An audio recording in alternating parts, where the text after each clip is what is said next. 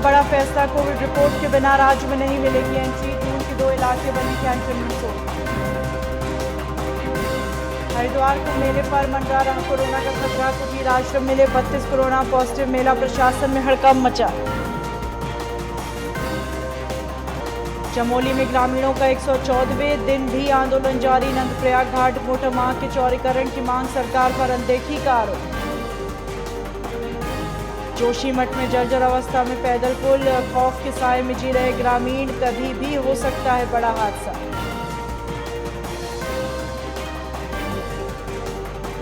रुद्रप्रयाग में लोक निर्माण विभाग की लापरवाही, सड़क स्वीकृति के बाद भी सड़क सुविधा से महरूम दर्जनों गांव, प्रशासन पर आरोप।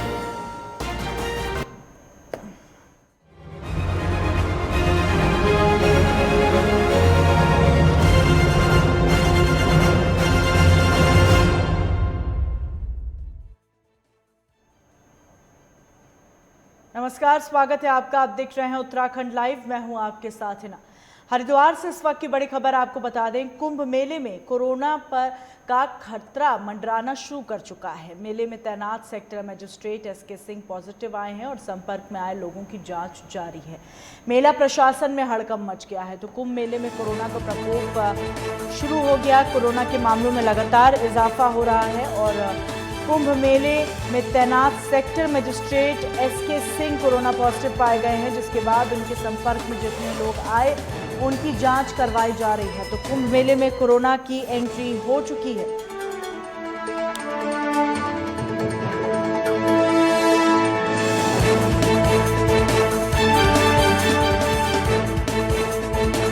संपर्क में आए लोगों की जांच कराई जा रही है। मेला प्रशासन में हड़कंप मच गया है।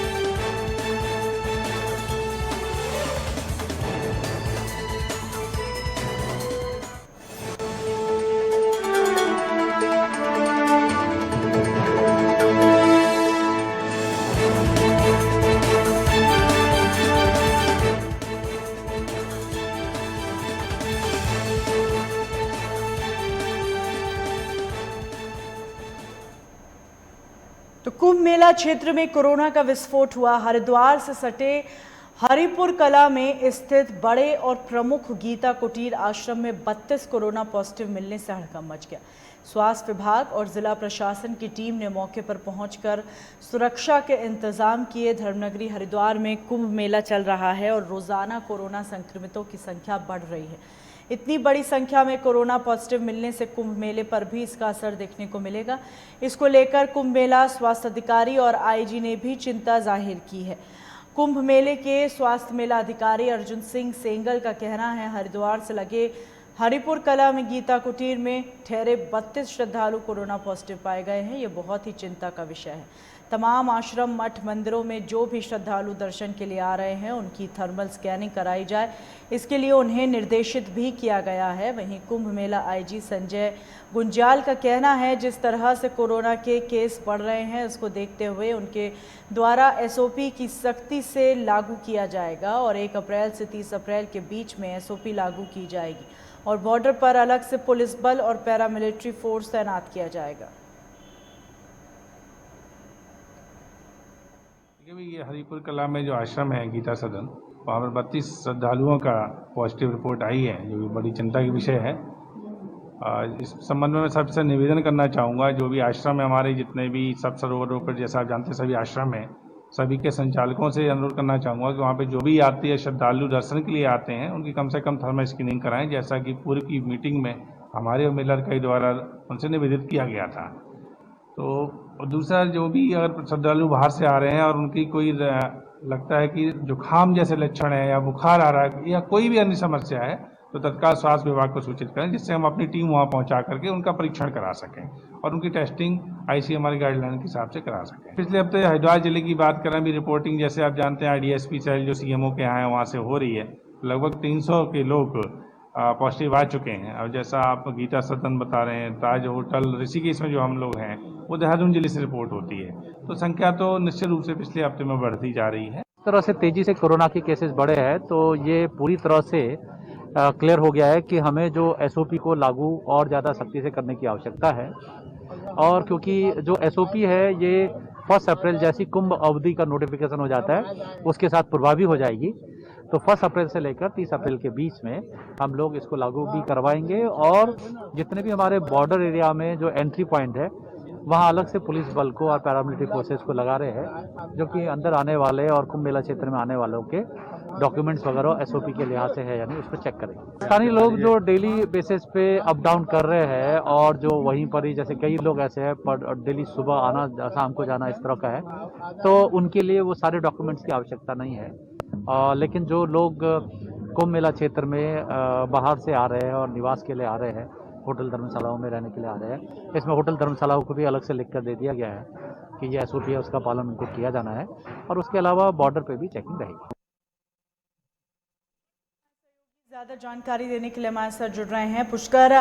जिस तरीके से कोरोना संक्रमितों के आंकड़े में इजाफा हुआ, अब एक नई एसओपी लगाने की जानकारी भी प्रशासन द्वारा दी जा रही है, क्या कुछ अपडेट देंगे?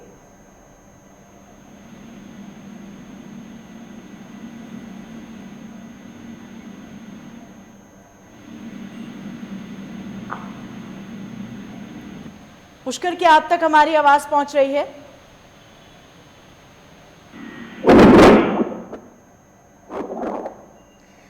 पुष्कर, जिस तरीके से प्रशासन द्वारा नई एसओपी जारी करने के आदेश दिए गए हैं, कोरोना के मामलों में भी लगातार इजाफा हो रहा है, क्या कुछ अब आगे किस तरह की तैयारियां हो रही हैं?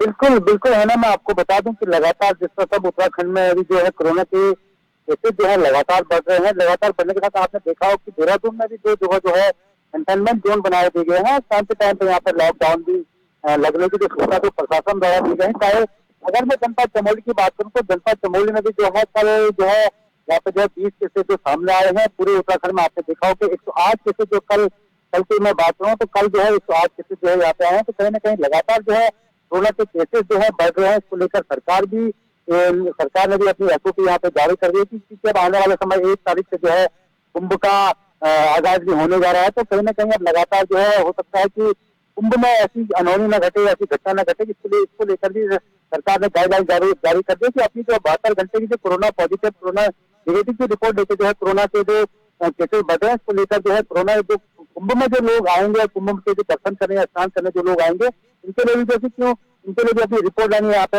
उत्तराखंड सरकार ने अनिवार्य कर दिया है ना। दरअसल बात है, मैं आपको एक जानकारी आप दे दूं कि लगातार जिस तरह से कोरोना लगातार से बढ़ रहा है, पहाड़ों की तरफ भी रुक कर दिया। पौड़ी में भी आपने देखा होगा जिस तरह से केसेज आए। कल ऋषिकेश में जिस तरह से 78 लोग, ताज होटल था यहाँ पर 78 लोग जो है यहाँ पर कोरोना पॉजिटिव पाए गए। इस होटल को यहाँ पर सीज कर दिया गया। उसके बाद जो है देहरादून, ऋषिकेश, हरिद्वार आपका हो गया, चमोली हो गया, रुद्रप्रयाग हुआ, पौड़ी लगातार जो है पर्वतीय क्षेत्र में क्योंकि बीच में जो है कोरोना लोग जो है भूल गए थे, लेकिन अब दोबारा से जिस तरह से कोरोना का केसेस बढ़ रहे थे इसको लेकर सरकार ने अपनी एसओपी जो गाइडलाइन जारी कर दी। इसका नियम जरूर, क्योंकि हम लोग जब बाजारों में जाते हैं तो सुखाई देखने को मिलता है कि ना कोई सोशल डिस्टेंसिंग का यहाँ पे पालन हुआ, ना लोग मास्क पहने हुए, ना सैनिटाइजर का प्रयोग करें। तो ऑटोमेटिकली यदि कोरोना के केसेस अगर बढ़ेंगे और बढ़ने के साथ साथ टेस्टिंग का दायरा भी चाहे चमोली हो, चाहे आपका रुद्रप्रयाग हो, चाहे आपका देहरादून, केसेस जो है बढ़ ही रहे हैं और टेस्टिंग का दायरा भी यहाँ पे उत्तराखंड सरकार ने बढ़ा दिया और बकायदा अलर्ट भी कर दिया गया है कि चाहे जिला अधिकारी हो, चाहे आपका पुलिस प्रशासन हो, चाहे स्वास्थ्य विभाग हो, सबको यहाँ पे अलर्ट कर दिया गया है ना। तमाम जानकारियों के लिए शुक्रिया आपका।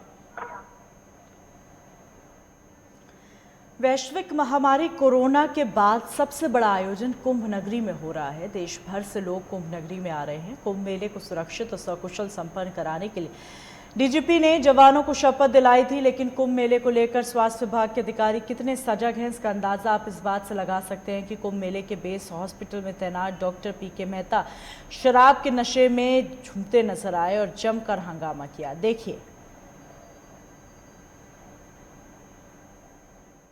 मुझे बता रहे हैं ड्रिंक की हुई है, मुझे बताएं क्या हो गया यार? हैं? क्या हो गया? आप हॉस्पिटल आए हो पीके यार? क्या हो गया? मैं अभी बताऊंगा क्या हुआ है, ठीक है? क्या नाम है आपका? डॉक्टर पीके मेहता, और तो सर्जन, ठीक है? हाँ की है। यहाँ बेस हॉस्पिटल में हैं आप, भवन धाम बेस हॉस्पिटल में हैं, ऑन ड्यूटी हैं आप। 1 मिनट मैडम, 1 मिनट, आप ये ऑन ड्यूटी है? आपकी ड्यूटी है तो ये क्यों है यहाँ? मैंने तो मना किया था, मैं क्या बोलूं? ये ड्रिंक पीकर यहाँ ऑन ड्यूटी है, क्या कर रहे हैं यहाँ फिर ये?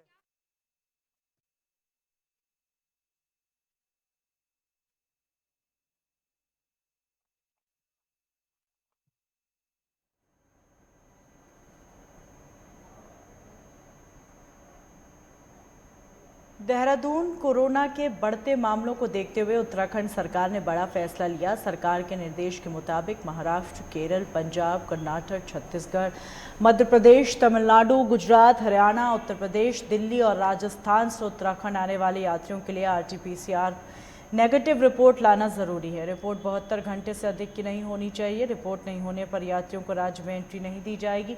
1 अप्रैल से SOP लागू कर दी जाएगी। टिहरी में के ताज होटल में कोरोना कहर बरपा रहा है। 15 मार्च से शुरू हो गई सैंपलिंग में 209 लोगों के सैंपल में अभी तक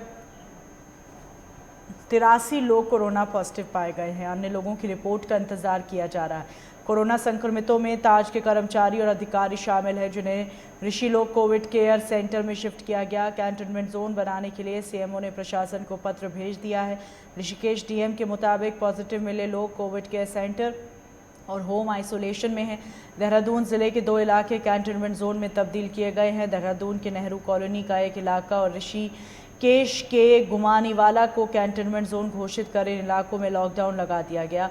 यहाँ केस बढ़ने के साथ ही लॉकडाउन किया गया और इलाके में ऑफिस, बैंक, दुकानें पूरी तरह बंद रहेंगी। साथ ही एक्टिव सर्विलांस किया जाएगा।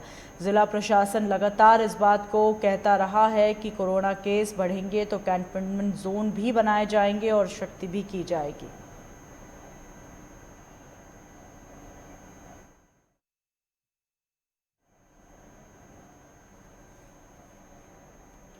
रुद्रप्रयाग जिले में दखोली विकासखंड के दर्जनों गांव आज भी लोक निर्माण विभाग की हीला हवाई के चलते सड़क सुविधा से महरूम है। आलम यह है 9 किलोमीटर सड़क को पूरा करने में विभाग को 1.5 दशक से भी अधिक का समय लग गया, लेकिन सड़क पूरी नहीं हो पाई, जिससे लोक निर्माण विभाग की कार्यप्रणाली पर सवाल खड़े हो रहे हैं। दरअसल इस क्षेत्र के दर्जनों गाँवों को जोड़ने के लिए आश्रम धरड़ा मखेट मोटर मार्ग की साल 2005-06 में जिला योजना के अंतर्गत 400 मीटर कटिंग की गई थी और इसके बाद जुलाई 2008 में 6 किलोमीटर सड़क की स्वीकृति मिलने के साथ ही 358 लाख रुपए की धनराशि भी दी गई थी, लेकिन अभी तक सड़क का कार्य पूरा नहीं हो पाया, जिस कारण लोगों को भारी परेशानियों का सामना करना पड़ रहा है।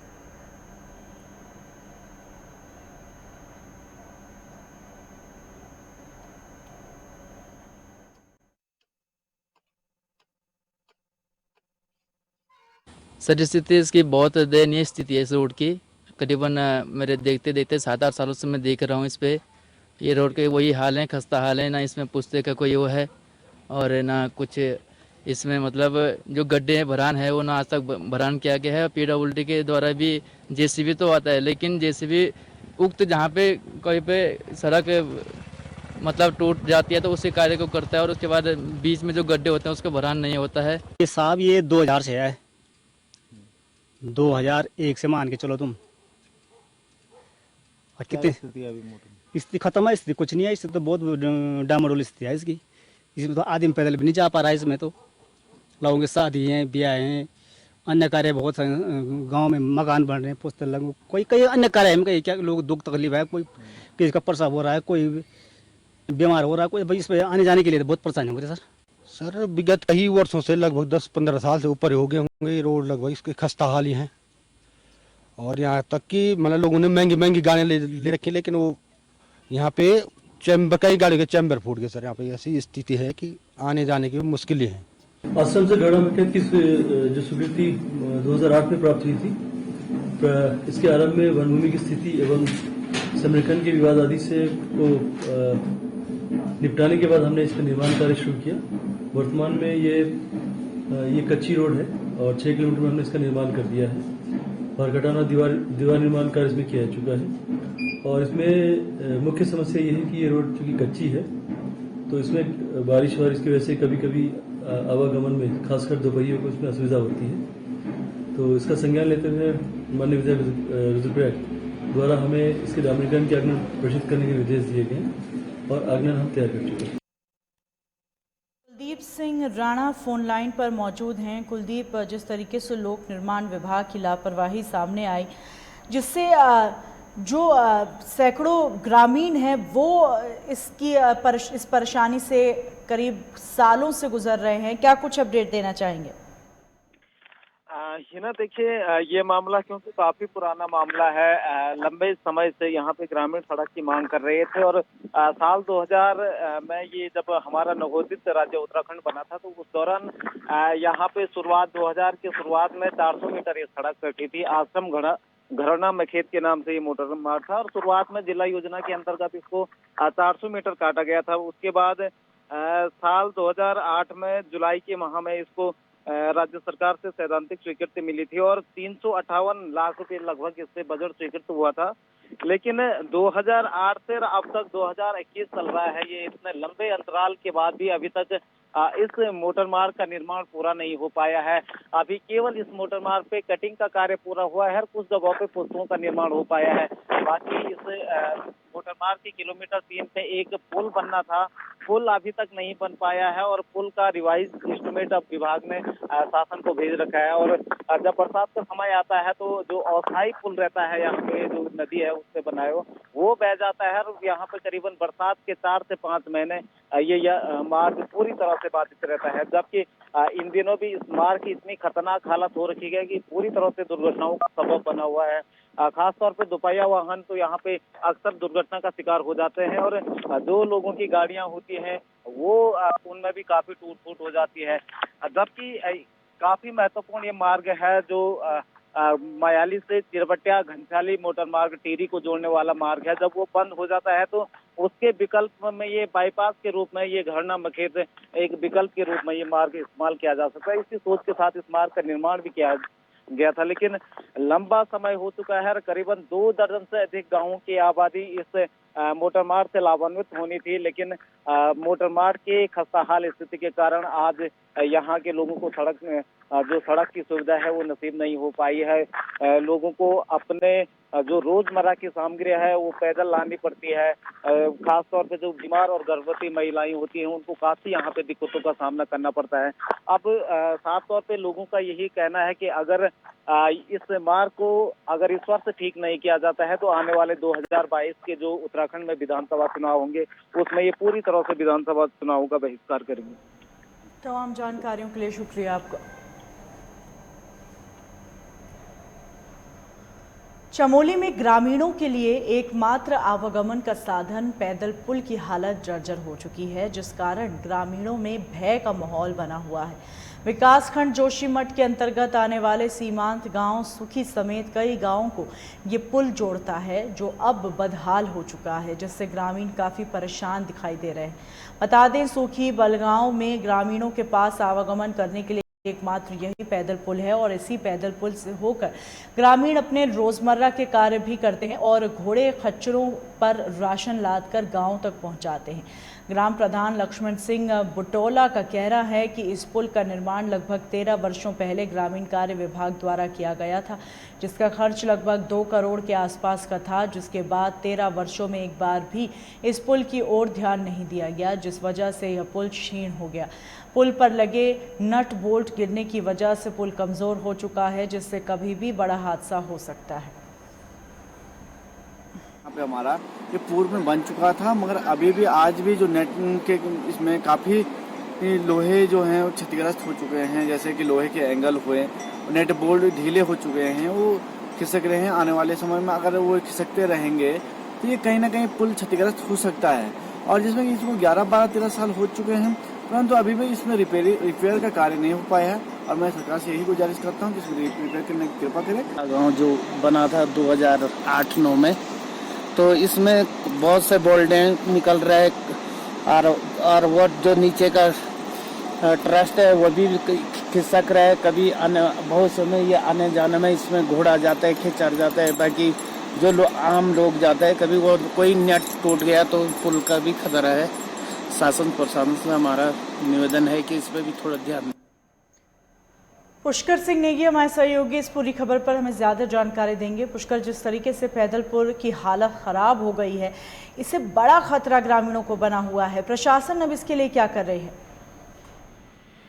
बिल्कुल बिल्कुल, देखिए है ना, मैं आपको बता दूं कि जिस तरह से लगातार जो है जनपद चमोली के जो दूरस्थ ब्लॉक है, दूरस्थ इलाका हम सीमांत जनपद है, सीमांत जनपद का जो आर्मी का एरिया है, ये पुल है, ये पुल जो सुहाई, टोटा, सुगौर आपका जो है 12 से 13 गांव इस पुल से आवागमन करते हैं। झूला पुल है और 13 साल से ऊपर इस पुल को हो गए हैं। आपने देखा होगा किस तरह से इसके जो गार्डर हम इसको कह सकते हैं, गार्डर जो है क्रिकेट नेट बोल हो गए या आपके गार्डर हो गए या जिस तरह से जो 13 सालों में जिस तरह इस पुल में जिस प्रकार से जो पेंटिंग हुई थी, इसमें जो बिछाया गया था, वो सब टूटने के कगार पे है। तो लेकिन लगातार जिस तरह से PWD हो चाहे आपका जो संबंधित विभाग इस पुल को जिसने बनाया था, जो आवागमन के लिए जो 12 से 13 गाँव इस पुल से जो संपर्क आते, क्योंकि पिछले दिनों आपने देखा होगा कि इसी इलाके में भीषण आपदा भी आई थी। तो ये एकमात्र ऐसा पुल था कि ये पुल इस आपदा में क्षतिग्रस्त नहीं हुआ था। लेकिन इस पुल की जर्जर हालत को देख के गाँव वालों ने यहाँ पे एक शासन है, प्रशासन पे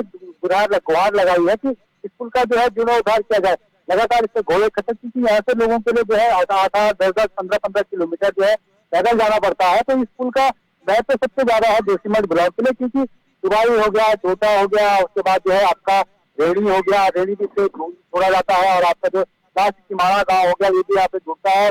तमाम सारे गाँव इस पुल से जुड़ते हैं, लेकिन इसकी सुध लेने वाला अभी तक कोई नहीं। लेकिन हाँ, हालांकि जो लक्ष्मण सिंह प्रधान जो इस क्षेत्र के जो प्रधान है, ऐसी प्रधान है, इन्होंने जो है इसका बेड़ा उठाया है और सरकार के गुजारिश भी करी है कि इस पुल का जो है जीर्णोद्धार किया जाए, क्योंकि आने वाले टाइम में हो सकता है कि बरसात आए, बरसात के टाइम पे कोई ऐसी घटना न घटे या ऐसी अनहोनी न हो कि पुल टूट के जो है, क्योंकि इसमें भारी आदमी जाते, घोड़े जाते हैं, खच्चर जाते हैं, गाय जाते हैं, तो मवेशी से इसी पुल से आवागमन करते हैं। तो लेकिन अब सरकार को PWD विभाग ने इसको पिछली बार बनाया था, लेकिन आज 13 सालों में इस पुल का जिस तरह से आपने हाल देखा होगा कि किस तरह से जो तस्वीरों में आपने दिखाया होगा कि आपके द्वारा, तो कहीं न कहीं सरकार को इसका संज्ञान लेना चाहिए, इस पुल के लिए जो है जीर्णोद्धार करना चाहिए। हाँ, हालांकि हमने जो है PWD विभाग जो है जोशीमठ का इनसे बात करने की कोशिश की, लेकिन उन्होंने अभी कहा कि पुल के बारे में जो है ग्रामीणों ने उनको अभी अवगत कराया है, उन्होंने जो है इसका संज्ञान ले लिया है।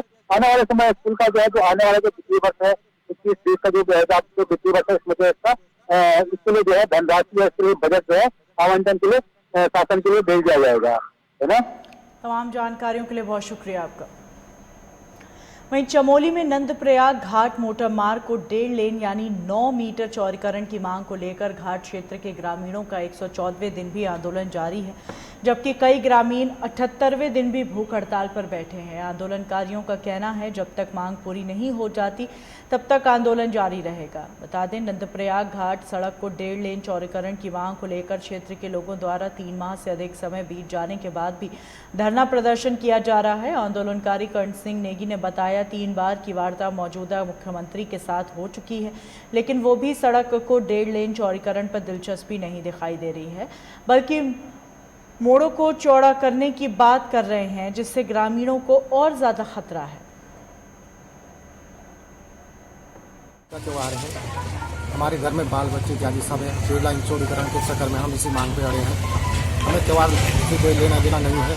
जब तक हमारी मांगें पूरी नहीं हो जाती तब तक आंदोलन हम जारी रखेंगे। मैं ग्राम पटियाला से और मैं यहाँ पे नंदप्रयाग घाट मोटर मार्ग चौड़ीकरण के उपलक्ष्य में यहाँ पे धरना प्रदर्शन में बैठा हूँ, क्योंकि जब तक ये धरना प्रदर्शन जारी तक हमारी मांगें पूरी नहीं होंगी तब तक ये धरना प्रदर्शन जारी रहेगा। क्यों?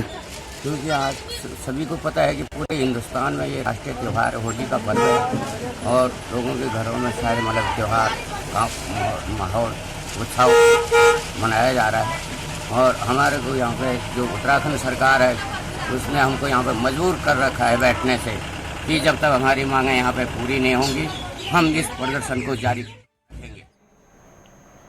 आपदा के लिहाज से बेहद संवेदनशील प्रदेश उत्तराखंड में आपदा का शोध संस्थान खोला जाएगा। साथ ही 2 एयर एम्बुलेंस भी आपदा के दौरान तैनात रहेंगी और इसके साथ ही कई महत्वपूर्ण कामों को किए जाने के लिए एक रूपरेखा तैयार की जा रही है, जिससे एक तो भविष्य में प्राकृतिक आपदाओं को रोका जा सकेगा, साथ ही आपदा आने पर बेहतर काम और रेस्क्यू किया जा सके। केदारनाथ में आई आपदा हो या चमोली के रैणी गांव की आपदा, इनके जख्म आज भी जिंदा हैं। कई जिंदगियों के लिए ये आपदाएं काल बनकर आई हैं। अब राज्य सरकार आपदा पर काम करने के लिए कई पहलुओं पर विचार कर रही है। आपदा प्रबंधन को लेकर राज्य मंत्री आपदा एवं पुनर्वास धन सिंह रावत का दावा है कि 1 महीने के भीतर राज्य में आपदा प्रबंधन विभाग के कामों में तेजी आएगी और इसके साथ ही चमोली में आई आपदा के पीछे के कारणों और भविष्य में इसके लिए पहले से ही क्या काम किए जा सकते हैं, इसको लेकर भी एक्सपर्ट्स की टीमें रिसर्च करेंगी।